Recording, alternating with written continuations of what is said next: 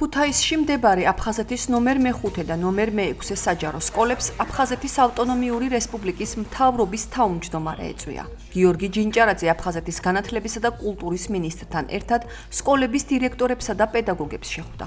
შეხვედრაზე განიხილეს სკოლებში არსებული ძირითადი გამოწვევები, მათ შორის სასწავლო პროცესის გაუმჯობესების გზები, ინფრასტრუქტურული საჭიროებები და პედაგოგთა პროფესიული განვითარების საკითხები. შეხვედრის ფარგლებში გიორგი ჯინჭარაძემ და განათლებისა და კულტურის მინისტრმა გიორგი ძაძამიამ სკოლების მატერიალურ-ტექნიკური ბაზა დაათვალიერეს და პირველკლასელებს სიმბოლური საჩუქრები გადასცეს.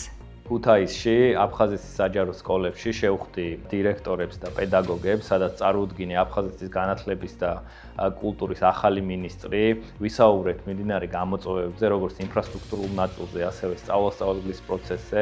ძალიან მნიშვნელოვანია მიმდინარე რეფორმა, რომელიც გაზრდის კიდევ უფრო მეტად სწავლების ხარისხს და 2026 წელს აფხაზეთის მთავრობა კიდევ უფრო მეტ პროექტს შესთავაზებს აფხაზეთის საჯარო სკოლებს. აფხაზეთის ავტონომიური რესპუბლიკის მთავრობის თავმჯდომარესთან ბატონ გიორგი ჯინჭარაძესთან ერთად ვესტუმრეთ ქუთაისში არსებულ მე-5 და მე-6 საჯარო სკოლებს. შევხვდით ხელმძღვანელობას, ადმინისტრაციას, მასწავლებლებს, გავეცანით 2026 წლის გეგმას, ღონისძიებებს, აქტივობებს. ჩემი კუთხით იყო გასვენებითი ხასიათის შეხვედრა და დარწმუნებული ვარ 2026 წელი პროდუქტიული და შინაარსობრივად დატვირთული იქნება. ვფიქრობთ, რომ მსგავსი ტიპის შეხვედრები ძალიან კარგია მასწავლებისთვის, იმიტომ რომ ჩვენ გვაქვს შესაძლებლობა უშუალოდ პირველი პირებისგან მოვისმინოთ მათი ხედვები და ასევე გავაცნოთ ჩვენი საჭიროებები.